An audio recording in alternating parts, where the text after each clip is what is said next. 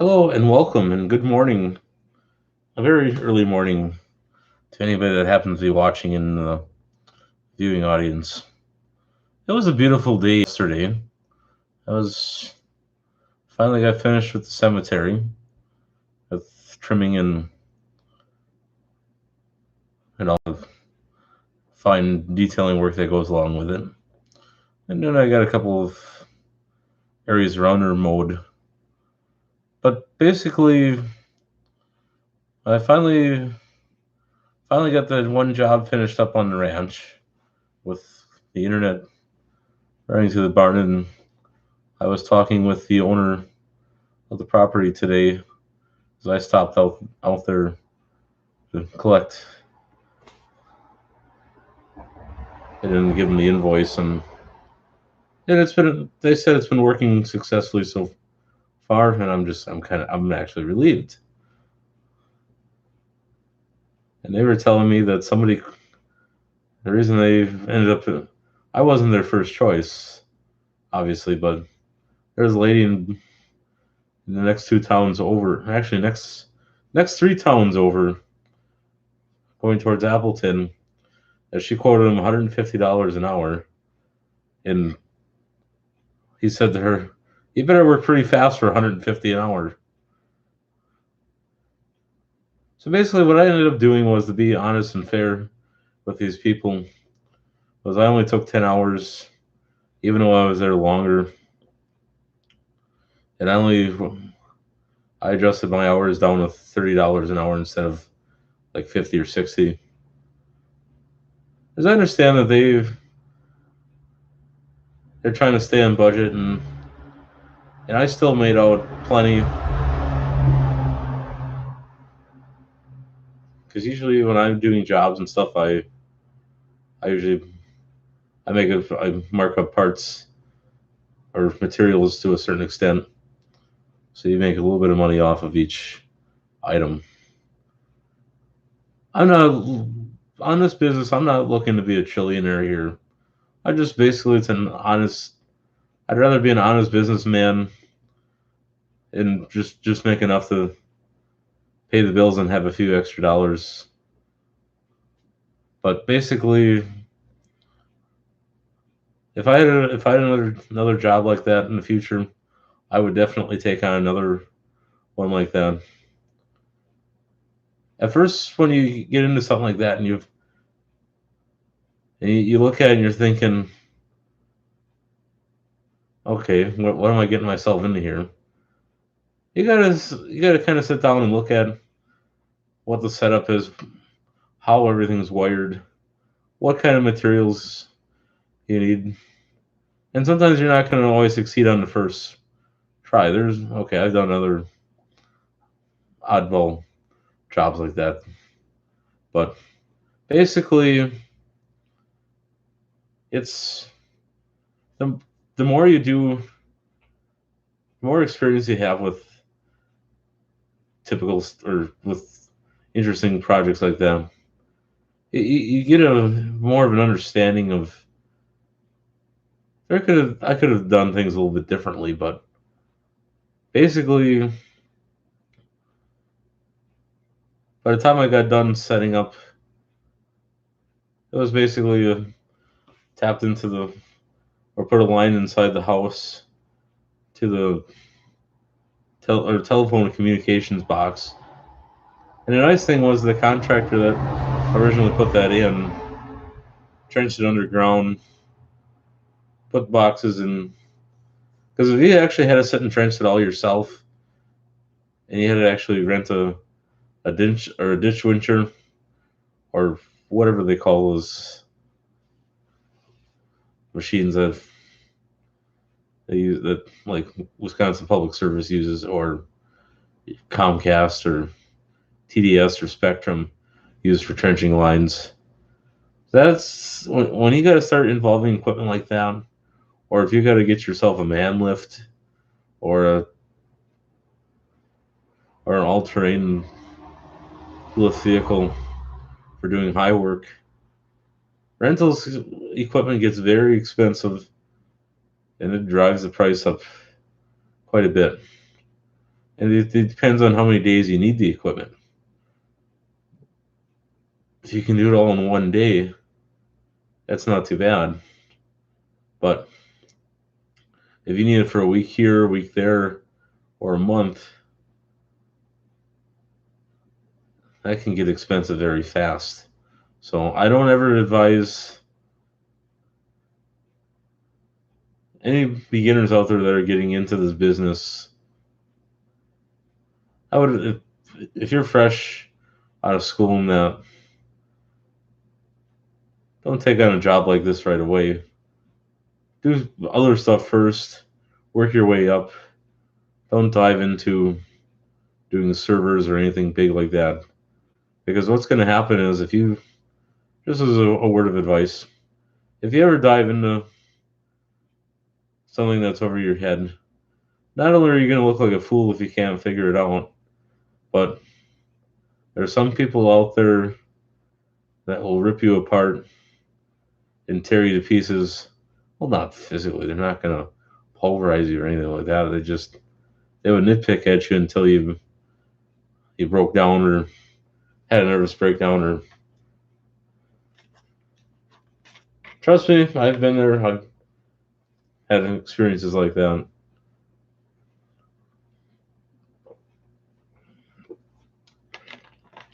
It's not because I was acting stupid or acting like a moron or anything like that, but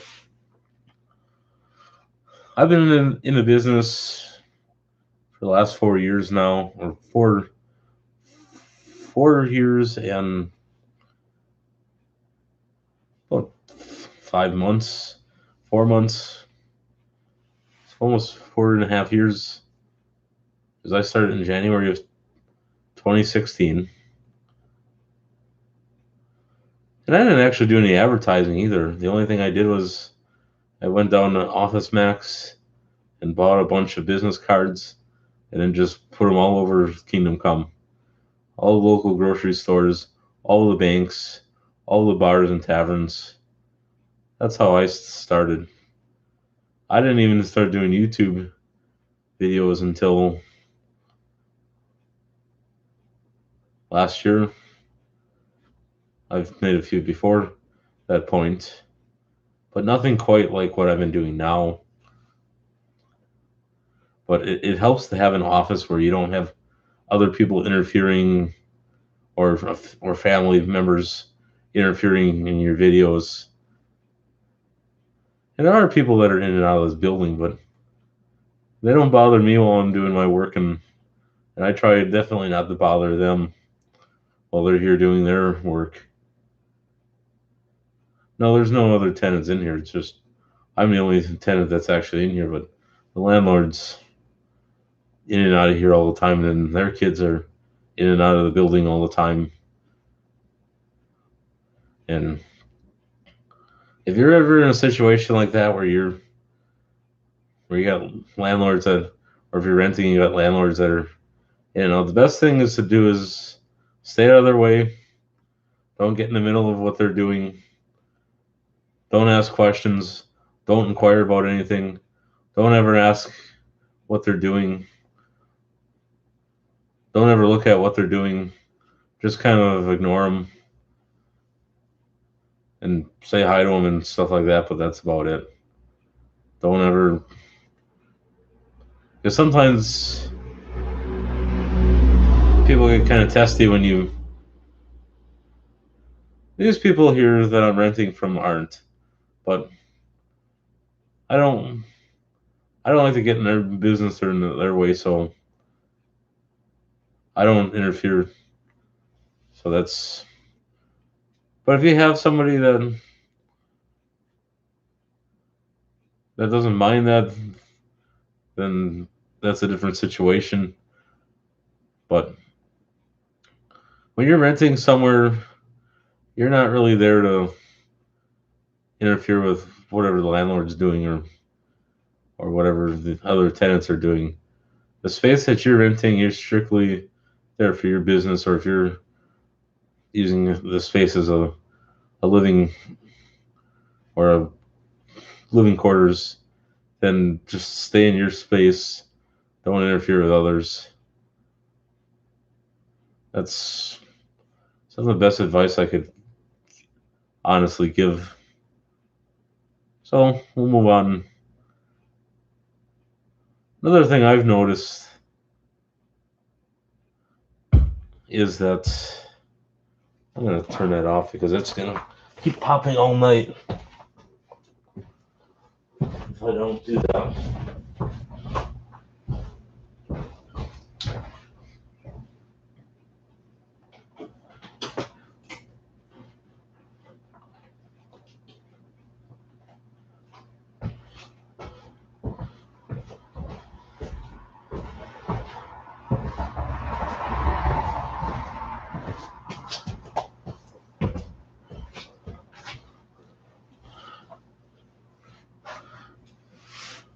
Well, the bars finally opened back up in Wisconsin, so now I got an excuse to go to the bars.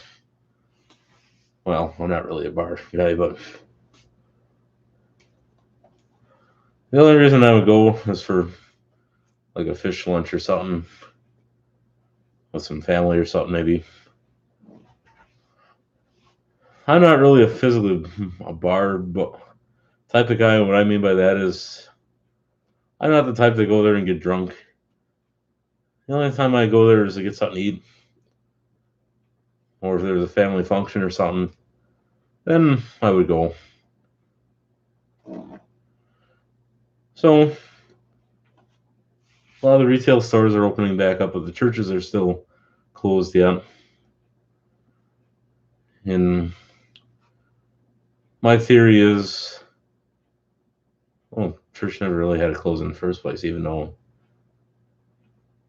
that the governor mandated it to close. But personally, I think that because churches, I would have to say that church is an essential because the government doesn't really help people that much, but the church, they got your food drives and your pantries and in social service type accommodations like counseling and psychological help. And sometimes I'm not bashing anybody that takes all these drugs out there for mood disorders or whatever, but I personally think talking to a priest or talking to a reverend or a pastor or talking to a count or somebody at a church after you talk about all your problems and stuff, I personally think that those people that go to church offices to talk is actually more therapeutic than seeing a psychologist or a psychiatrist. The problem with psychiatrists or psychologists is they push Darwin theory on you, they push evolution on you, they push atheism on you. It's sadly it's even like those AA meetings and all that stuff that for those that are like alcoholics or drug abusers or addicted. A lot of those things, you go to those things and they sit and beat you down and tell you that you're never going to get over it and you're never going to ever stop doing it and that you'll go back to it.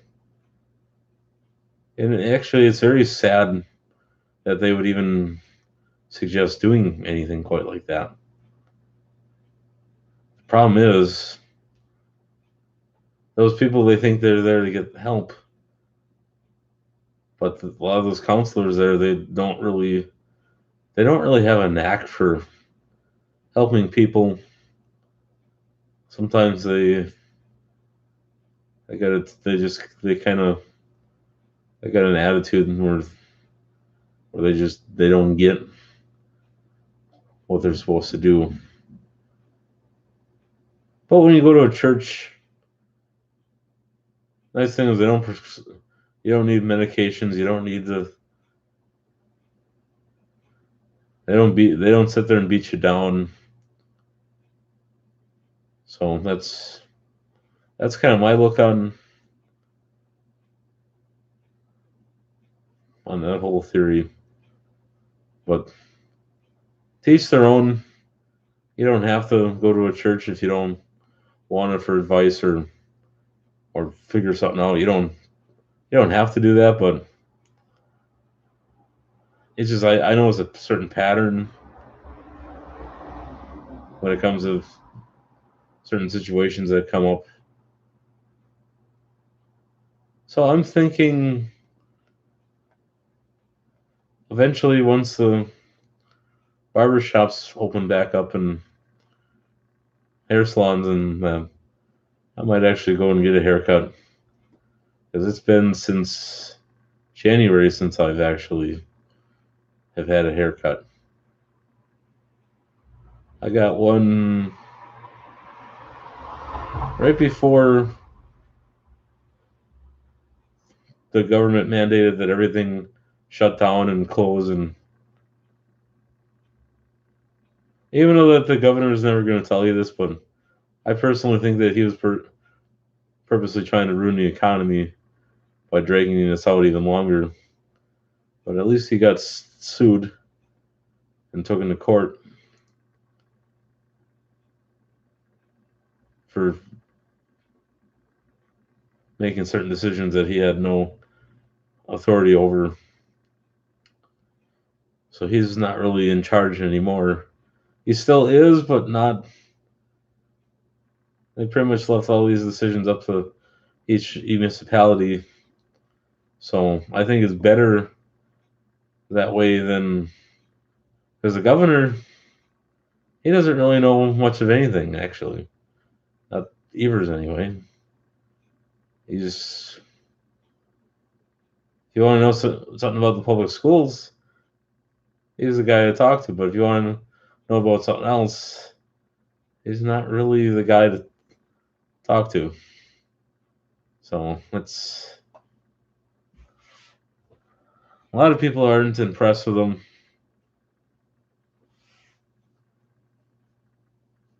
but that's so be it.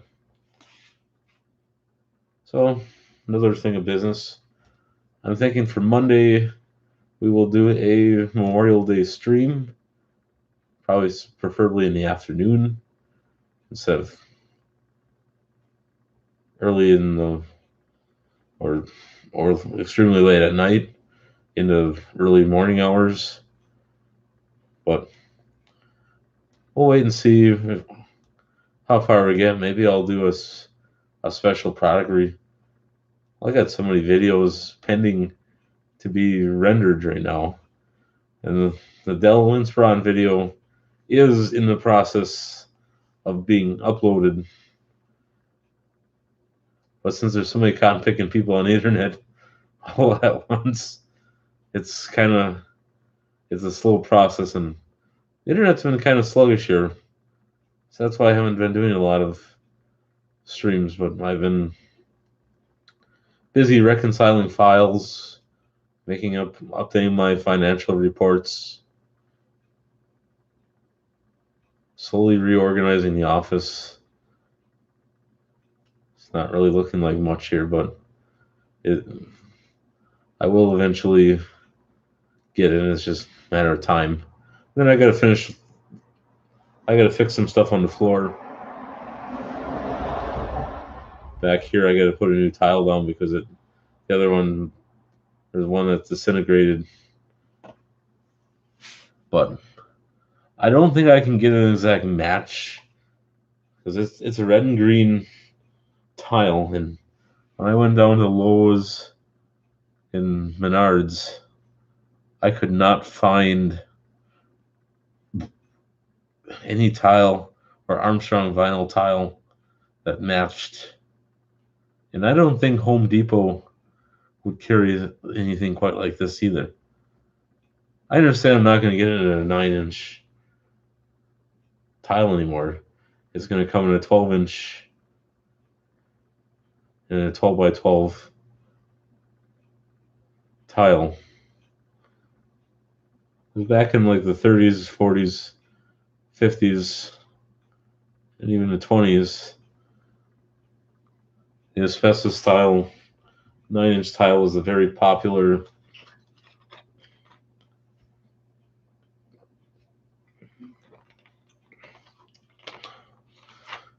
And believe it or not, there's actually hardwood floors under here. But the only problem is, I don't want to spend a lot of money here. It's not even my building. So why would I? The only thing I do or spend money on here is wax for the floor. That's kind of expensive. It's about $16 a gallon, but it's supposed to be a high traffic. Which is wax called ZEP or ZEP. But the problem with it is, even though you wax and you walk around on it, it's guaranteed to be a heavy duty finish. But let me put it this way: I've noticed that the formula for the wax is not as good as stuff I bought last year. Is an older or an old new stock version, and now they've got a new version on the shelves, and I'm not very impressed with it. But as far as janitorial supplies go, Menards is and Lowe's are the only places that carry that kind of wax. I'd like to call a janitorial company up and ask how much, but I'm thinking I'd have to buy a whole case, and I only need one bottle. Actually, two bottles per time because I like to put the coats on a little thicker so that I don't wear the finish off as fast. Because when you put them on excruciatingly thin, that's when it doesn't even last the whole year. You almost got to wax every 4 months if you wanted to stay decent. The problem is I got so much stuff in here. I dread waxing because I gotta shove stuff around and you're thinking, well, just pile everything up front and do it. And so eventually I'm gonna look into something else. Maybe I can buy some for next to nothing, like at a yard sale or something if those ever come up again. So eventually we'll get that figured out. Oh, what else was I gonna say? Well, I ended up picking up I picked up a lawn job. I'm not getting into the lawn business, but I picked up a yard on a weekly basis that basically just mow the backyard and then mow the front and the curbing and around the side of the house. That's just usually the people that pay me to do it. They usually pay me about $20 each time, so it's a very small yard. It only takes me probably about 5 minutes to ride through there with a tractor and just mow everything down. I don't stripe it or anything fancy. I just go around all the little trees and stuff, and then go around to the side yard along the driveway, and then the little bit of front yard that they have, which is I can make 2 passes in the front yard, and that's with a 54-inch Cub Cadet garden tractor with tight turning radius, and then around the side of the house and the curbing. So you're thinking $20, they should charge more. Well, the thing is, it doesn't take very long to do the yard, and I don't want to be greedy in sit there and demand 80 or $90 to do a yard. But I'm not going to stop the computer business and major into lawn care. This was something that I talked out with these people, and they kind of, neither were the people that we kind of got a verbal contract. They just basically stated, will you come and mow, and we'll pay you 20 a week to do that. And I agreed to that. So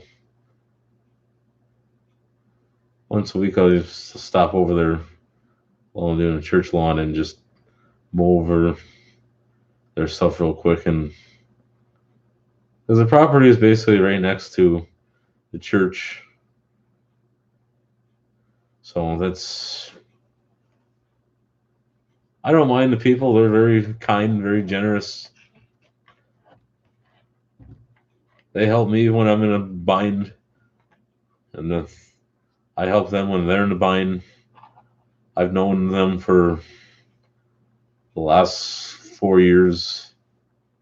Actually, I'd say the last 3 years.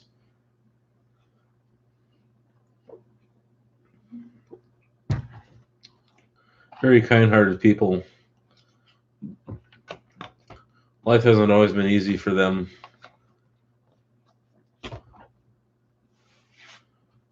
They've had a lot of tragedies.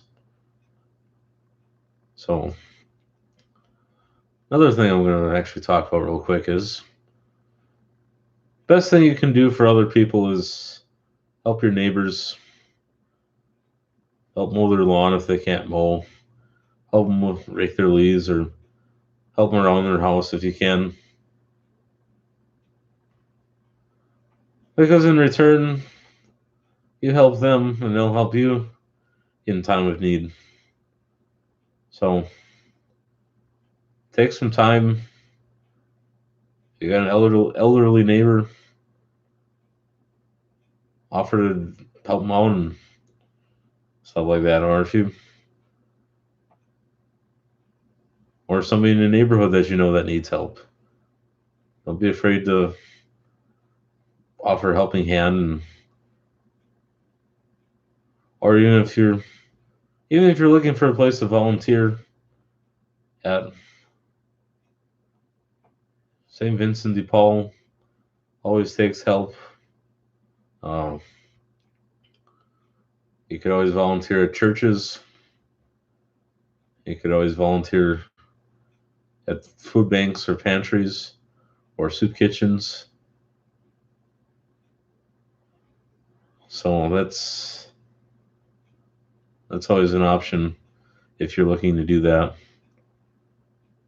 I'd like to do stuff like that, but the problem is when you work a lot, you don't really have time to do that kind of stuff. And basically, the reason I took that lawn anyway, because I talked about in earlier streams possibly picking up a lawn or two to start a fund here at the office for other projects, maybe getting some guests lined up. So I did do a stream on a job site that I was working at, and the guy that called me was cool enough to actually even go on the stream for a few seconds. So that was kind of cool actually. But it's another thing that I'm thinking about.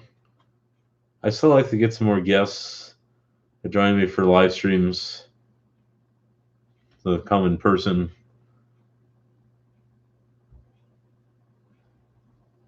But now that grass cutting season officially started at the church, I think that maybe we'll get somebody yet this summer to join me for a live stream. But I think we'll concentrate more on that in the winter, during the winter months.